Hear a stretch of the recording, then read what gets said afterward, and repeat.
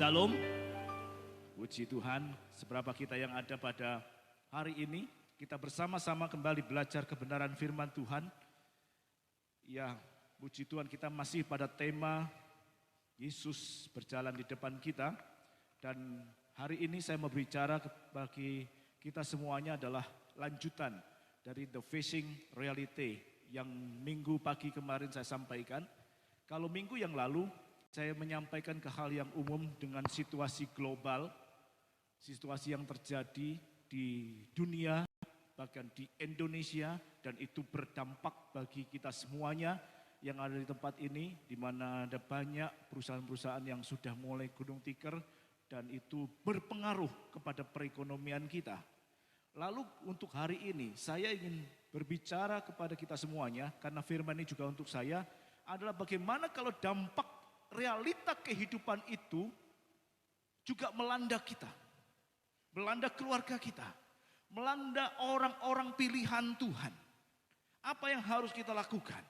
Jadi facing the realita, menghadapi kenyataan yang kedua ini, saya mengambil subtema adalah against the laziness and helplessness. Jadi melawan kemalasan dan ketidakberdayaan. Kenapa kok kita mengatakan ada satu kemalasan dan ketidakberdayaan? Itu sangat bersangkut paut sekali. Apa yang terjadi dalam kehidupan kita? Apakah kita kurang pasrah kepada Tuhan? Apakah kita kurang berserah kepada Tuhan? Ya. Kalau kita mengatakan bahwa ada pimpinan Allah dalam kehidupan kita, kalau kita mengatakan ada Tuhan berjalan di depan kita, semestinya kita tidak perlu khawatir. Semestinya kita tidak perlu takut. Karena kita tahu bahwa Allah mempunyai rencana yang indah dan Allah menetapkan langkah-langkah kita, bukan langkah kepada kegagalan, tetapi langkah-langkah yang menuju kepada keberhasilan, kesuksesan. Saya bukan teologi kemakmuran. Kalau tadi pujian katakan, sekalipun aku jatuh, dia tidak akan sampai tergeletak dan dia akan bangkit kembali. Dan dia akan dengan kekuatan saya, dia akan terbang seperti Raja Wali kembali. Ya. Oleh karena itu, Bapak Ibu Saudara, kalau kita mengalami Tuhan dalam hidup kita, maka kita akan mengalami penyediaan Tuhan dalam hidup kita. Masalahnya adalah karena kita kurang yakin, karena kita kurang percaya, karena kita tidak mengandalkan Tuhan, berjalan atas pikiran dan kehendak hati kita sendiri, berjalan atas kemauan kita sendiri, tidak mengandalkan Tuhan. Di mulut kita mengatakan aku mengandalkan Tuhan, di mulut kita mengatakan aku percaya kepada Tuhan, tetapi di dalam praktek sehari-hari, langkah yang kita lakukan jauh daripada kita percaya kepada Tuhan. Ya, minggu lalu saya kasih ilustrasi mengenai jembatan kaca. Next, di Bali ada jembatan kaca. Ini yang minggu lalu yang saya singgung satu kali ini aja supaya kita bisa memahami. Kalau kita percaya kepada Tuhan, kita tidak perlu takut. Sama seperti kita saat menyeberang kepada satu objek wisata yang namanya jembatan kaca. Ada yang pernah melalui objek wisata jembatan kaca? Halo?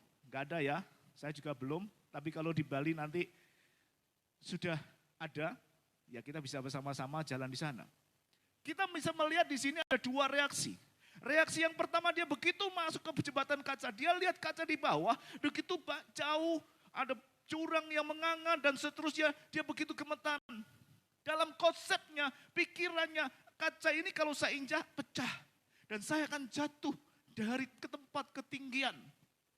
Sehingga orang berjalan di jembatan kaca yang pertama, reaksi pertama dia mencoba untuk meraih besi pagar yang ada di sampingnya atau di rangka jembatan kaca yang ada. Oh, ini ada rangkanya, dia berjalan di situ dengan pikiran tidak akan kuat. Dalam pikirannya kaca mudah pecah.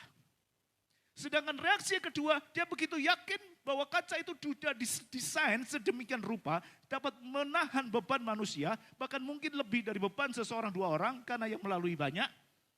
Dan dia dengan pedenya dia berjalan sambil selfie-selfie di atas jembatan kaca. Ini adalah realita dalam kehidupan kita yang sering kali kita lakukan. Ada banyak orang, anak-anak Tuhan yang begitu percaya kepada Tuhan, dia mengisi going terhadap setiap permasalahan. Dia cuma yakin bahwa saatnya Tuhan tolong, Tuhan akan tolong. Mereka berdua bisa selamat sampai ke seberang jembatan bukan karena hal yang lain, tetapi karena kokohnya jembatan kaca itu. Sudah didesain sedemikian rupa. Kalau kita Bapak Ibu Saudara percaya sepenuhnya dan mengandalkan Tuhan, dan percaya bahwa Tuhan Yesus tolong kita, berjalan di depan kita, mestinya kita tidak takut, sama seperti kita yakin bahwa rancangan jembatan kaca ini sudah dibuat kokoh. Bukankah Tuhan itu yang luar biasa? Dia menciptakan langit dan bumi. Dia yang mengatur seluruh bumi, seluruh dunia ini. Bahkan setiap pergantian waktu, pergantian tahun. Dia juga yang menaklukkan gunung-gunung, lembah-lembah, ataupun badai dan di atas mengatasi semuanya. Kita dididik untuk itu. Kalau kita yakin sepenuhnya kepada Tuhan, maka di dalam melangkah kaki dalam kehidupan kita tidak perlu takut, tidak perlu gentar. Kita tidak perlu untuk istilahnya sampai merayap-rayap seperti itu. Namun kita tahu Bapak Ibu Saudara, ada realita dalam kehidupan yang tidak bisa kita pungkiri. Kita mengalami yang namanya tekanan, apalagi permasalahan-permasalahan yang berkaitan dengan ekonomi. Kita mengalami kesulitan ekonomi, dan inilah yang saya katakan realita. Yang lalu saya sampaikan hal ini. Sekarang saya berbicara di dalam perekonomian rumah tangga. Ada anak Tuhan, bukan orang sembarangan. Dia seorang nabi, harus mengalami hal ini. Apalagi kita. Ya, kita akan lihat realitanya yang dalam kehidupan kita. Kita buka ayatnya next. Di sini adalah realita kehidupan yang harus dilalui. Saya akan bacakan dari 2 Raja-Raja, 4 ayat yang pertama. Nanti kita baca selanjutnya ya. Di sini dikatakan begini, salah seorang dari istri-istri para nabi mengadukan halnya kepada Elisa sambil berseru, hambamu ini, suamiku sudah mati dan engkau ini tahu bahwa hambamu ini takut akan Tuhan, tetapi sekarang penagih hutang sudah datang untuk mengambil kedua anakku menjadi budaknya. Ada satu yang ironis sekali terjadi di sini. Dari seorang istri nabi, nabi yang takut akan Allah, nabi yang dengarkan perintah Allah, nabi yang benar-benar mengikuti kehendak Tuhan. Dia katakan di sini jelas-jelas bahwa dia adalah takut akan Tuhan. Profesinya nabi, dia punya istri. Pada saat nabi ini mati, meninggal dunia, dia ada penagih hutang yang datang, ada debt collector yang datang, yang menggedor-gedor dan mengatakan, mana hutang, bayar hutangmu. Kalau tidak, anakmu akan kujadikan budak. Anakmu akan dijadikan budak. Bapak Ibu Saudara, di sini kita lihat satu hal yang sangat ironis. Tidak ditentukan kapan ini hutangnya. Apakah hutang kemarin sore? Mungkin tidak. Mungkin istri Nabi ini sudah hutang cukup lama. Dan saya juga tidak tahu apakah pada saat Nabi ini masih hidup dia sudah berhutang. Atau setelah Nabi ini meninggal baru dia berhutang untuk memenuhi kehidupan pribadinya. Nah, inilah realita. Situasi darurat yang harus segera ditolong, kalau tidak anaknya menjadi budak. Dan dia mengadukan halnya kepada Elisa. Dia minta tolong kepada Elisa. Gimana harus bertindak? Suaminya sudah meninggal dunia. Ya. Suaminya sudah mati. Nah, pertanyaannya Bapak Ibu Saudara, bolehkah kita berhutang? Next. Boleh nggak kita berhutang? Ini kan istri Nabi berhutang. Banyak ayat mengenai hutang dan pinjaman. Saya hanya ulas 2, tapi hanya sedikit aja, karena waktunya nggak banyak. Ada banyak. Ya, saya akan ulas 2 hal ini. Yang pertama lah, janganlah kamu berhutang apa-apa kepada siapapun juga, tetapi hendaklah kamu saling mengasihi, sebab barang siapa mengasihi sesamanya manusia, ia sudah memenuhi hukum Taurat. Ini yang pertama. Kemudian yang kedua adalah, jika engkau meminjamkan uang kepada salah seorang dari umatku, orang yang miskin di antaramu, maka janganlah engkau berlaku sebagai seorang penagih hutang terhadap dia, janganlah kamu bebankan bunga uang kepadanya. Bapak Ibu, di sini ada 2 hal yang berbeda. Kalau kita telah asani, yang pertama dikatakan jangan kamu berhutang, yang kedua dia katakan meminjamkan uang, berarti boleh berhutang. Mana yang benar? Apakah ini bertolak belakang? Dan ayat seperti ini ada banyak di dalam Alkitab mengenai hal ini. Sekarang pertanyaannya adalah, bolehkah enggak kita berhutang seperti itu? Ini pertanyaan yang kadang-kadang seringkali ditanya. Namun kalau kita tanyakan seperti ini, adalah seperti pertanyaan-pertanyaan untuk anak kecil. Nah, saya bukan juga istilahnya sangat pro dengan teori kemakmuran bahwa kita tidak boleh berhutang. Tetapi kalau boleh memilih, saran saya untuk tidak berhutang. Kan begitu. Kenapa kok kita tidak boleh berhutang? Karena kita tahu bahwa hutang itu menimbulkan banyak dampak buruk. Antara lain adalah kita terlilit dengan uang Ya, kalau kita tidak sesuai dengan pendapatan, dengan pengeluaran, kita akan gali lubang, tutup lubang. Dan semakin hari semakin menekan, semakin mengikat kita tidak bisa apa-apa. Apalagi kalau hutangnya kepada orang fasik. Seperti ayat yang kita baca tadi, anaknya dijadikan sebagai budak. Sangat tidak nyaman kondisi seperti ini. Atau kalau kita mengatakan yang kedua, saya meminjamkan uang kepada orang-orang Kristen sendiri, kepada anak-anak Tuhan sendiri. Kalau sekiranya kita meminjam kepada anak Tuhan dan kita tidak bisa membayar, hal ini juga bisa berdampak buruk. Karena apa? Dia akan meretakkan hubungan. Akan meretakkan hubungan kekeluargaan di dalam lingkungan keluarga Kristen sendiri.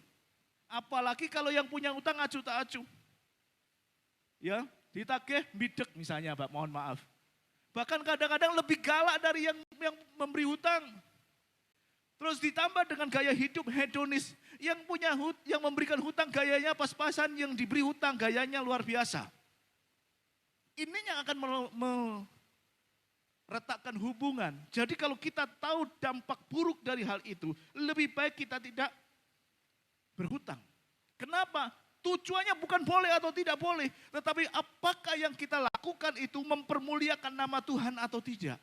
Apa yang kita kerjakan itu memuliakan Tuhan, enggak? Tuhan disenangkan atau tidak? Kalau tidak, masih perlukah kita untuk melakukan hal ini? Loh, Pak, bagaimana halnya dengan kredit rumah, Pak? Kan pertanyaan begitu. Bagaimana kalau kredit untuk usaha, Pak? Bagaimana halnya dengan kredit mobil, Pak?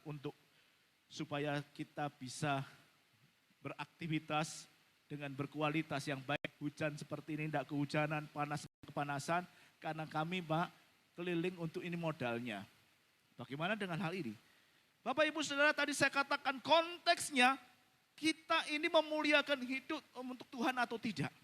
Ya, kalau sekiranya kita melakukan pinjaman untuk tujuan-tujuan tertentu yang sudah, dalam tanda kutip, sudah diperhitungkan secara masak. Bahwa kita sanggup untuk membayarnya.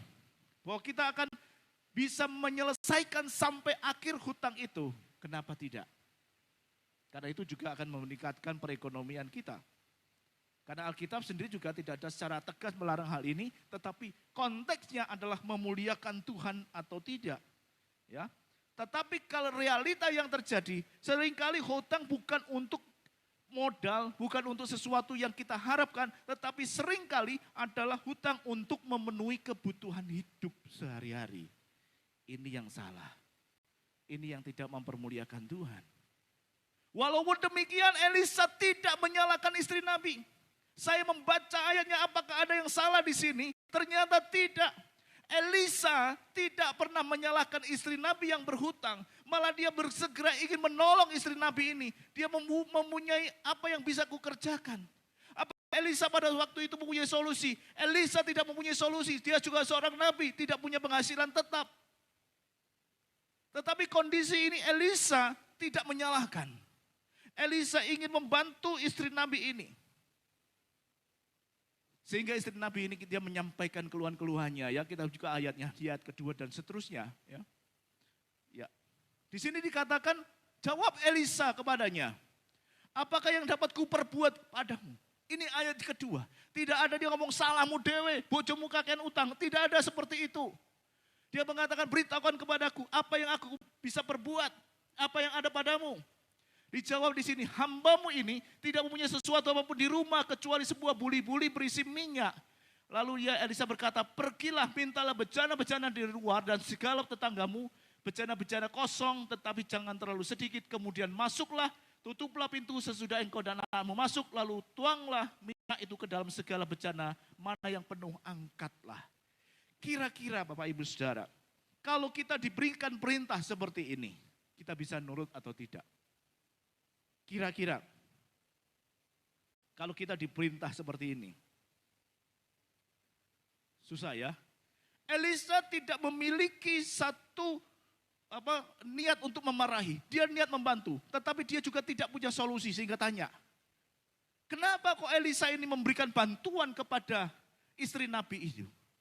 Yang pertama karena apa? Sudah sesuai dengan ketentuan di Taurat Musa bahwa janda dan anak-anak yatim piatu harus diperhatikan. Elisa memperhatikan. Yang kedua adalah dia istri Nabi yang sangat takut akan Tuhan. Sehingga dia perhatikan. Itu alasannya Elisa.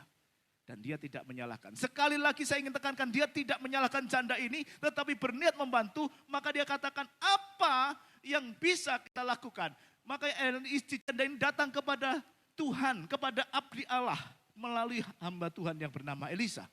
Dia katakan semua buli-buli yang ada minjam ke tetangga-tetangga. Mungkin dia akan kesulitan. Untuk apa? Berapa banyak minyak yang ada di dalam buli-bulinya? Mungkin satu buli-buli kecil itu, satu botol kecil itu enggak penuh.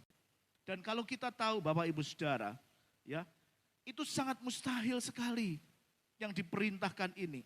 Karena satu buli-buli hanya dapat memenuhi buli-buli yang sama ukurannya. Enggak ada air ya, saya mau tunjukkan. Air dituangkan tentu enggak bisa. Kalau toh dituangkan ke dalam bejana atau tempat yang lebih besar, juga tidak akan memenuhi. Betul? Ini secara ilmiahnya seperti itu. Namun demikian istri janda Nabi ini atau janda Nabi ini tetap melakukannya. Dia pergi ke kanan, ke kiri, meminta bejana-bejana, meminta satu bejana yang lebih besar lagi kepada tetangga-tetangganya. Mungkin dia punya hubungan sosial yang baik sehingga dia bisa mendapatkan bejana-bejana itu. Bejana kosong yang mungkin dia cuci dulu dan seterusnya. Yang saya nggak habis pikir gimana? Gopo. Apa jawaban istri Nabi ini? Kalau istri tetangganya, gopo rek, nyilih gentong seake-ake nih. Untuk apa? Kalau istri Nabi ini mengatakan, aku punya minyak dalam botol kecil yang aku tuang dalam bejana gentong-gentong ini, mungkin akan ditertawai oleh tetangga-tetangganya. Orang ini sudah gila ditinggal suaminya. Tetapi inilah kenyataan dalam kehidupan kita pada saat ini, istri Nabi ini, janda Nabi ini mulai melangkah. Apakah sudah terjadi mujizat saat itu? Belum. Belum. Tetapi dia melakukannya, dia mengerjakannya. Ini adalah satu langkah iman yang dilakukan oleh janda ini. Dia harus mengisi setiap bejana yang dia pinjamkan di dalam sebuah kamar yang terkunci. Yang hanya diketahui oleh anak-anaknya, dua anaknya yang mau dijadikan budak. Pada saat dia sudah mulai kunci pintu, itu adalah langkah yang sangat mendebarkan. Dalam pikiran kita, dalam pikiran manusia yang normal, bagaimana mungkin satu botol kecil di situ ada hamparan banyak gentong-gentong besar, ya ngomongnya begitu ya. Dia tidak bisa mengisi, tetapi dia lakukan. Maka saya katakan ini adalah langkah iman. Tindakan iman yang dilakukan oleh seorang janda Nabi. Dan dia melakukannya seperti itu. Dan kita tahu pada saat langkah iman yang pertama dia lakukan, di situ ada mujizat. Allah seringkali menguji kita, apakah kita maunya bergantung kepada Tuhan atau tidak. Allah sering menguji kita, apakah dia berserah penuh kepada dia atau tidak. Dan membutuhkan langkah pertama dari kita untuk melakukannya. Pada saat kita sudah melangkah dan itu lanjutnya adalah tindakan dari Tuhan. Minggu lalu saya sampaikan ada natural provision dan supernatural provision. Artinya apa? Pada saat secara natural kita melakukan pekerjaan kita. Kita bekerja, ada berkat penyediaan Allah secara natural, yaitu upah yang kita terima dari bekerja. Yang kemarin saya berbicara tentang Elia dan yang diberi makan oleh burung gagak. Ada penyediaan secara natural. Pada saat kita bekerja dan terima penyediaan secara natural, yang supranatural itu disediakan Allah melalui burung gagak. Opo tumon jenenge burung gagak memberi makan?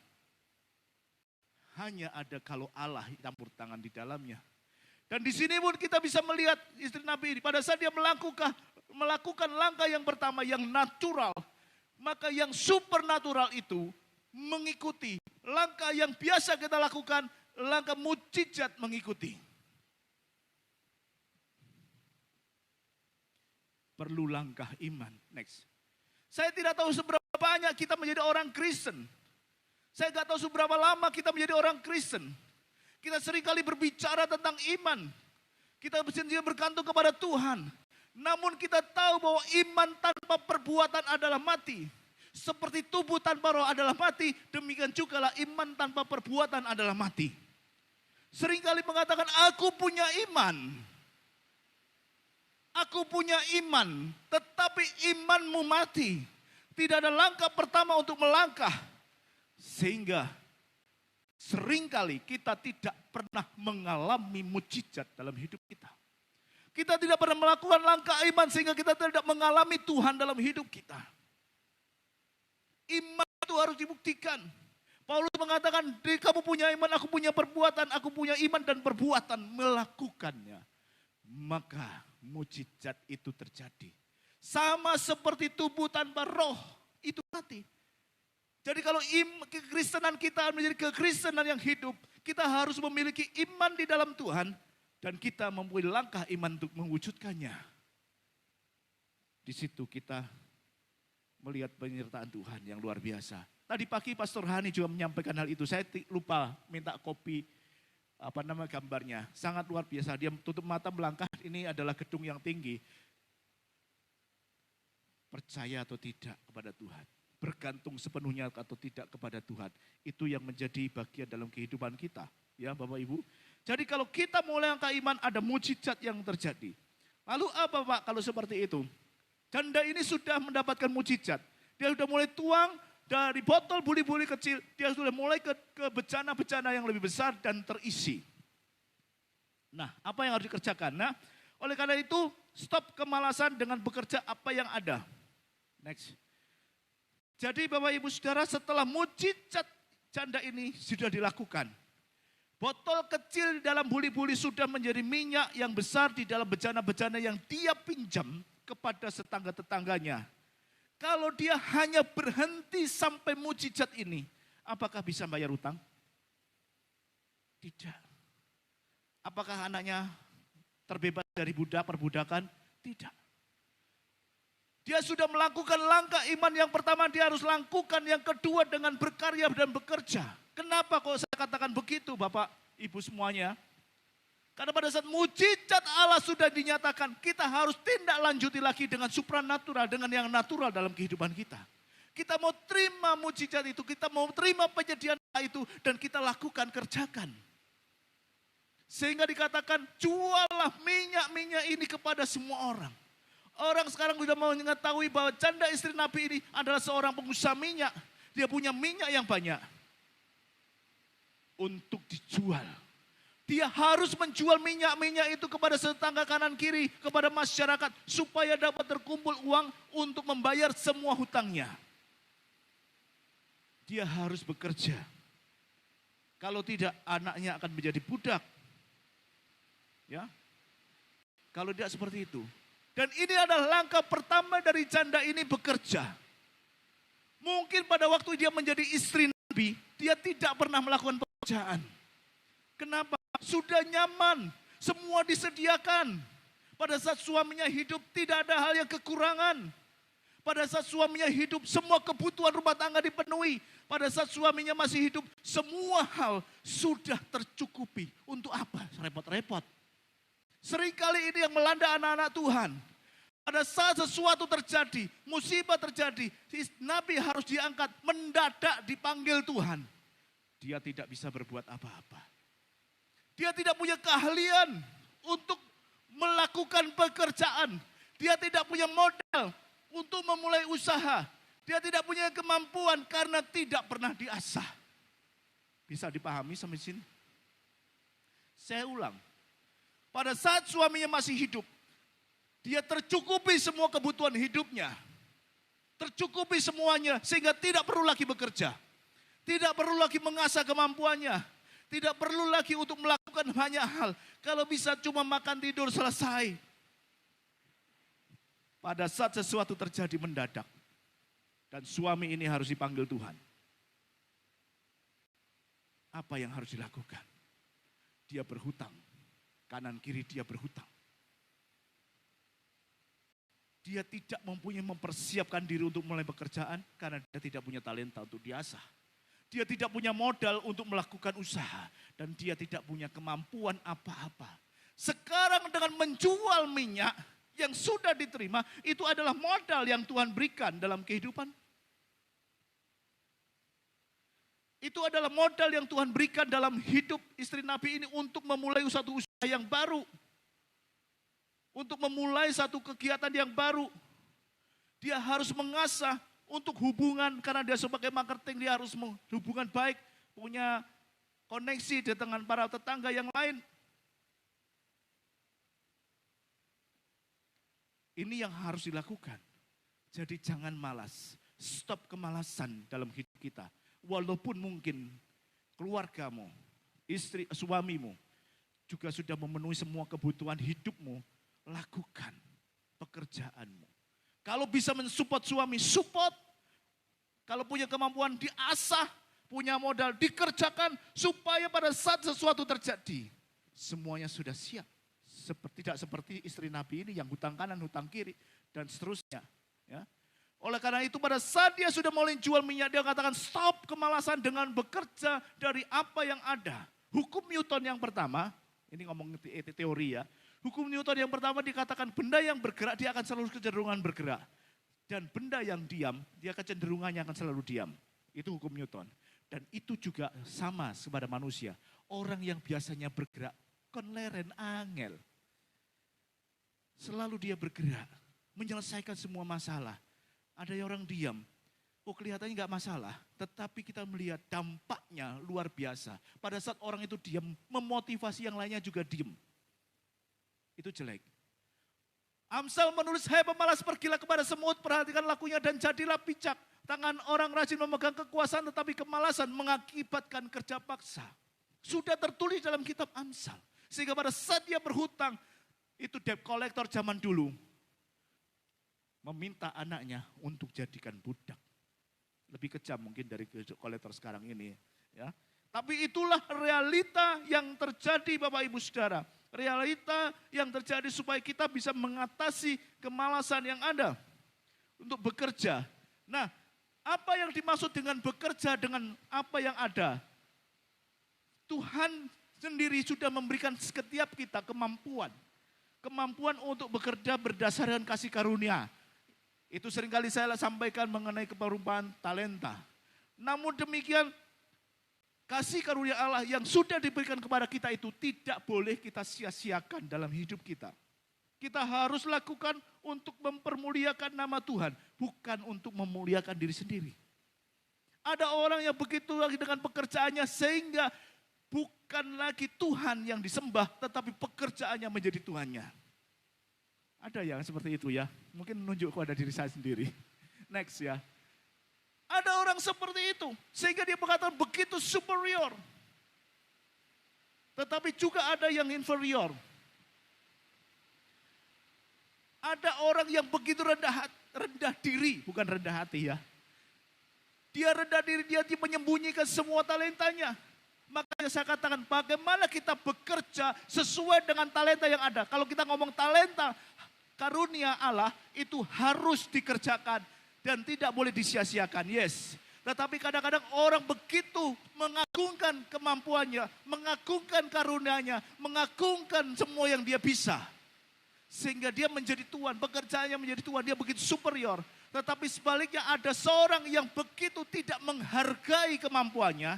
Dia mengatakan aku ora iso apa-apa. Dia mengatakan aku tidak berdaya dibandingkan orang. Bandingannya selalu lebih tinggi. Sehingga rasa rendah itu mengubur talenta. Perhatikan yang saya tulis kuning.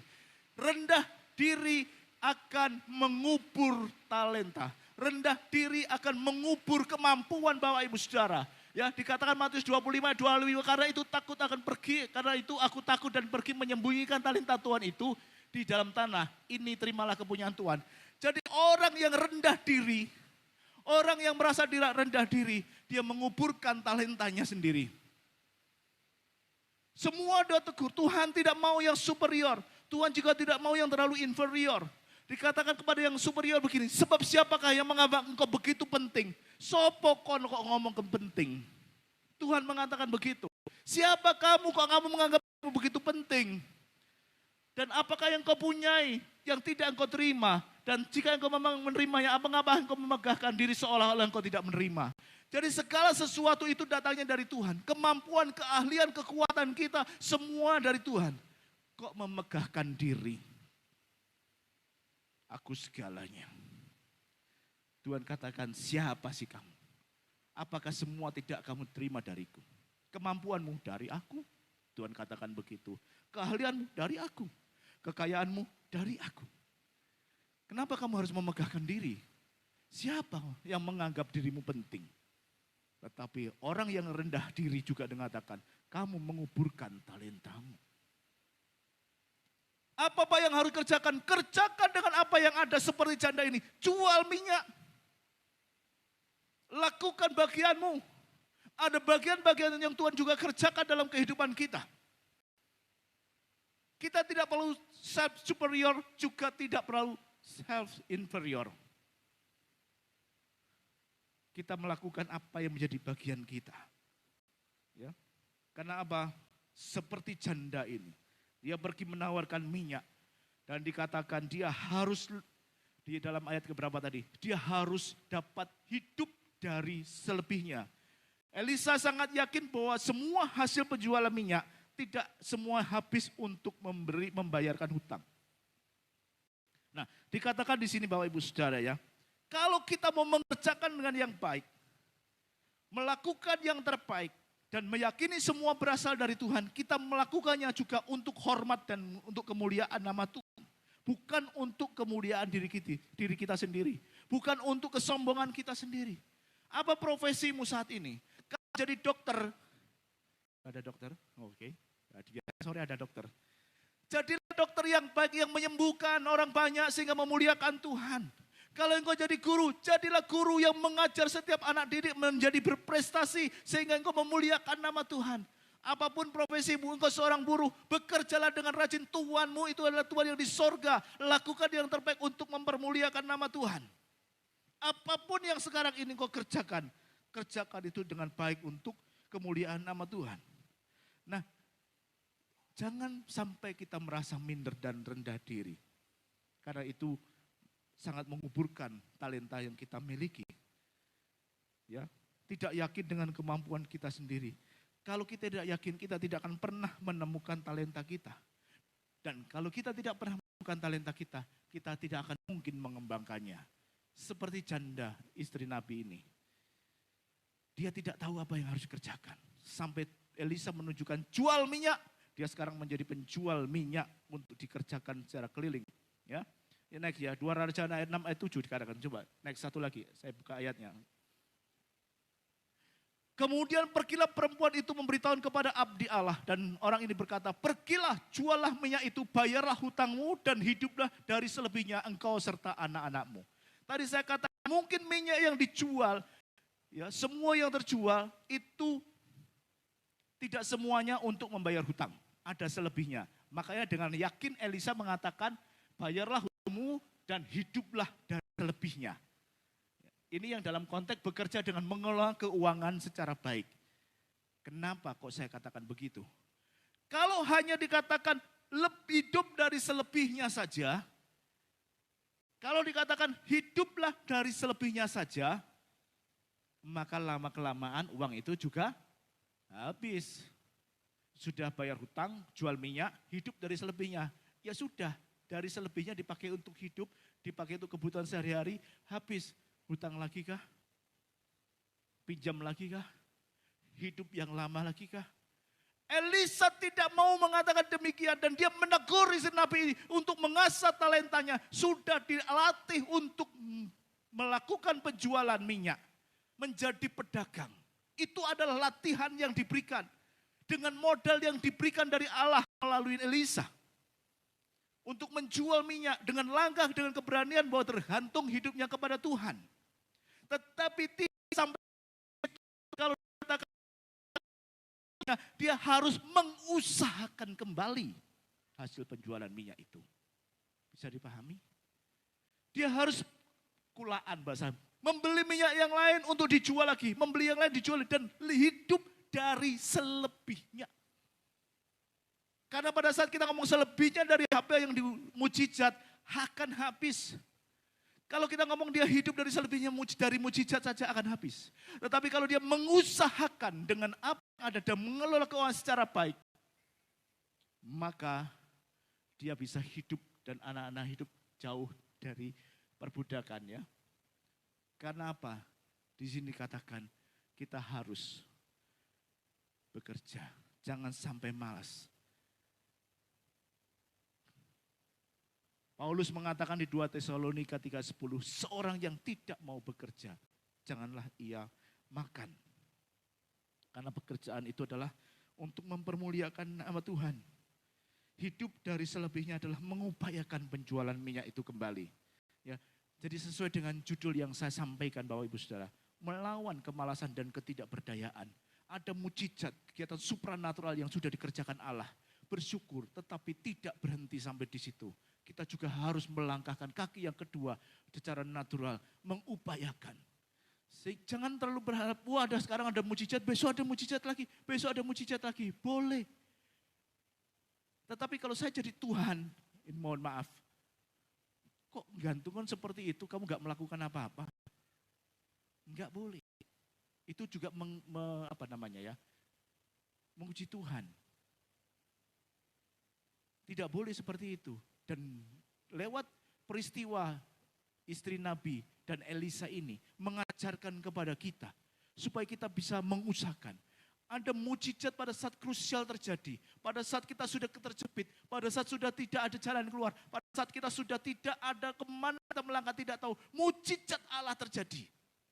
Tetapi setelah mujizat Allah terjadi, upayakan untuk kita bisa melakukan terus. Mujizat itu akan terjadi dalam hidup kita terus dengan upaya yang kita lakukan, yaitu dengan mengusahakan, dengan bekerja itu Bapak Ibu Saudara.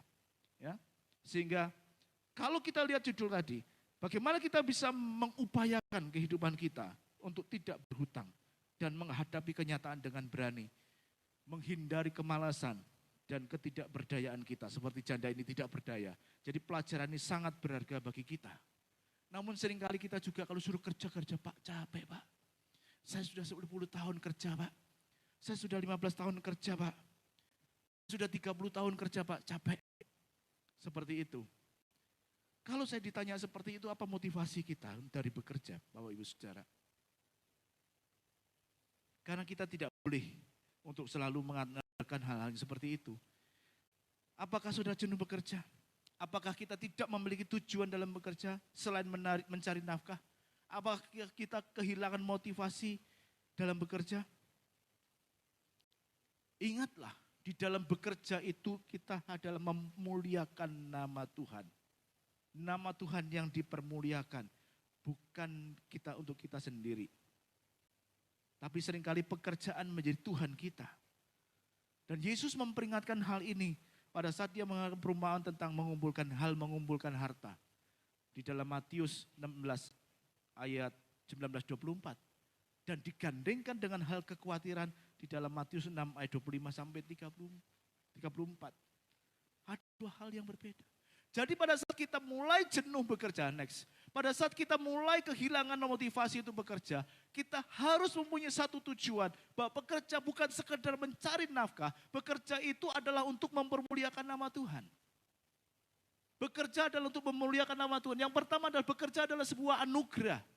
Dikatakan Pengkhotbah 3:13, dan bahwa setiap orang yang dapat makan minum dan menikmati kesenangan dalam segala jerih payahnya itu adalah pemberian Allah. Jadi kita bekerja, kita menikmati hasil pekerjaan kita menikmati upah, kita menikmati gaji kita, bukan hanya untuk makan, kita bisa rekreasi, bisa healing. Itu adalah anugerah, harus disyukuri. Itu adalah satu pemberian Allah. Pengkhotbah 5:18 dikatakan setiap orang yang dikarunia Allah kekayaan dan harta benda dan kuasa untuk menikmatinya, untuk menerima bahagianya, dan untuk bersukacita dalam jerih payahnya, juga karunia Allah. Kalau minggu lalu saya berbicara tentang orang yang dilimpahi dengan kekayaan harta benda yang melimpah dan tidak satu pun kekurangan, tetapi tidak punya kuasa untuk menikmati, itu adalah kesia-siaan hari ini. Saya sampaikan, setiap jerih lelah kita yang kita upayakan, kita bisa menikmati. Itu adalah kasih karunia Allah. Setiap kekayaan yang kita miliki, harta benda yang kita miliki, untuk kita bisa menikmati, dan bersukacita di dalamnya, itu adalah pemberian Allah. Jadi tadi katakan sopokon, jangan bermegah, semuanya itu adalah pemberian. Harus disyukuri. Bekerja adalah untuk memuliakan Tuhan. Dan bekerja adalah satu anugerah yang pertama dikatakan begitu. Jadi bersukacitalah. Jangan menganggap bekerja itu sebagai satu beban, tetapi menganggap sebagai satu anugerah yang Tuhan berikan dalam kehidupan kita. Jadi jangan sampai hal itu membebani kita. Nah, yang kedua adalah Tuhan akan memperlengkapi kita. Next. Bapak tahu, Bapak Ibu Saudara, Tuhan akan memperlengkapi kita. Kita lihat Keluaran 31, 2-6, saya tidak bacakan. Tetapi inilah yang dikerjakan Allah. Inilah yang dikerjakan kepada istri Nabi di zaman Elisa. Tuhan memberikan kemampuan, keahlian kepada kita sesuai dengan apa yang kita ingin kerjakan, apa yang menjadi rencana Tuhan dalam kehidupan kita. Di Keluaran itu ada yang namanya Besaliel bin Uri bin Hur dari suku Yehuda dan Aholiab bin Ahisamak dari suku Dan. Mereka diberi kemampuan dan keahlian untuk mempersiapkan rumah Allah. Ada yang ahli kayu ukir-ukiran yang luar biasa. Ada yang ahli batu-batuan yang menjadi batu eva para imam. Itu mereka dari orang biasa. Diberikan kemampuan dan keahlian. Sehingga apa yang dibutuhkan dalam pekerjaan Allah tercukupi. Janda istri Nabi Elisa tidak punya kemampuan apa-apa pada saat Nabi masih hidup. Dia tidak mengasah, tidak punya modal. Dia tidak bisa melakukan apa? Ketidakberdayaan. Allah beri modalnya dan Allah beri kemampuan untuk menjual. Harus dikembangkan. Harus diupayakan. Yang punya 5 talenta harus menjadi 10 talenta. Yang menjadi 2 talenta harus punya 4 talenta. Orang yang punya 1 talenta menguburkan. Karena dia merasa rendah diri. Rendah diri tadi saya kuning adalah menguburkan kasih karunia Allah. Menguburkan kemampuanmu. Kamu memendam semuanya. Kemampuanmu kamu matikan. Sehingga engkau tetap dari dulu sekarang menjadi tetap tidak berdaya. Sebagai orang Kristen di dalam kita bekerja untuk memuliakan nama Tuhan. Kita berprestasi di tempat pekerjaan. Itu adalah sarana untuk memuliakan Tuhan. Oleh sebab itu Tuhan meminta kepada kita, apa yang menjadi kemampuanmu, talenta yang diberikan kepadamu untuk diasah. Tadi saya katakan kalau jadi dokter, jadilah dokter yang sangat luar biasa untuk bisa menyembuhkan banyak orang. Kalau jadi guru, jadilah guru yang mengajar dengan luar biasa supaya menjadikan orang-orang anak-anak didik menjadi pintar. Kalau menjadi pekerja di pabrik, jadilah dengan melakukan pekerjaanmu dengan penuh skill keahlianmu yang ditunjukkan. Supaya apa? Nama Tuhan dipermuliakan pada saat engkau berprestasi. Dan jerih lelahmu bisa engkau nikmati. Itu adalah anugerah. Itu adalah kasih karunia. Semua diberikan ke dalam kehidupan kita. Kalau kita mau melangkah dengan baik, dengan benar. Itu adalah kasih karunia. Tuhan akan memperlengkapi kita dari jangan takut. Asal ada kemauan dalam kehidupan kita. Itu akan diberikan kepada kita. Sebagai sarana untuk mempermuliakan nama Tuhan. Ya, Bapak Ibu Saudara. Dan yang ketiga adalah bekerja sebagai sarana untuk memuliakan Tuhan. Saya sudah singgung tadi berapa kali, Bapak Ibu ya. Amsal 21 ayat 5 mengatakan, rancangan orang rajin semata-mata mendatangkan kelimpahan. Tetapi setiap orang yang tergesa-gesa hanya akan mengalami kekurangan. Orang kaya menguasai orang miskin, yang berhutang menjadi budak dari yang mengutangi. Oleh karena itu diperlukan satu yang namanya budgeting. Mengatur keuangan supaya tidak seperti janda istri Nabi ini tadi. Ya. Karena di sini diketahui bahwasanya orang yang berhutang itu kan menjadi budak orang yang mengutangi. Dan kalau kita berhutang, membayar hutang, itu adalah satu prioritas utama yang harus dikerjakan. Menjadi prioritas utama yang harus diperhitungkan. Sehingga pada saat kita sudah memberanikan diri untuk utang, itu kita harus mengkalkulasi dengan benar. Ada tertulis kita harus mempunyai budgeting kalau ngomong kerennya. Ada rincian. Dan kalau kita sudah melakukannya, walaupun kita punya hutang, kita bisa melakukan mengerjakannya itu untuk kemuliaan Tuhan. Saya undang tim musik worship leader untuk mempersiapkan sebuah lagu. Jadi Bapak Ibu Saudara, di dalam setiap hal dalam kehidupan kita, kita tahu kita tidak berdaya. Tetapi pada saat kita tidak berdaya, kita juga mengalami kemalasan, maka itu akan keterpurukan yang terjadi. Istri janda Nabi ini terlena dengan apa yang sudah dia miliki. Dia terlena dengan semua penyediaan suaminya. Sehingga pada saat terjadi sesuatu yang mendadak terjadi, dia tidak bisa apa-apa. Untung dia masih ingat Tuhan. Dia lari kepada Tuhan melalui hambanya. Melalui hambanya Elisa. Elisa pun tidak punya jalan keluar, tidak punya solusi. Dia menyerahkan kepada Tuhan. Sampai Tuhan mengatakan, adakan mujizat. Minyak adalah buli-buli. Langkah pertama dia memberikan minyak di bejana-bejana yang banyak. Dan disitulah dia mulai bekerja. Disitulah dia mulai berkarya. Dan saya yakin tidak hanya itu. Karena Elisa dengan yakin berpesan, hiduplah dari selebihnya. Artinya apa? Dia harus mengusahakan, mengupayakan minyak itu. Menjual, membeli kembali, kemudian lebih dari hidup dari selebihnya. Dari keuntungan yang dia dapat. Dan dikatakan orang yang mengupayakan dengan jerih lelah bisa menikmati hasilnya. Itu adalah kasih karunia Allah yang luar biasa. Yang harus kita syukuri. Terpujilah nama Tuhan. Mari kita bangkit berdiri, kita akan nyanyikan satu pujian.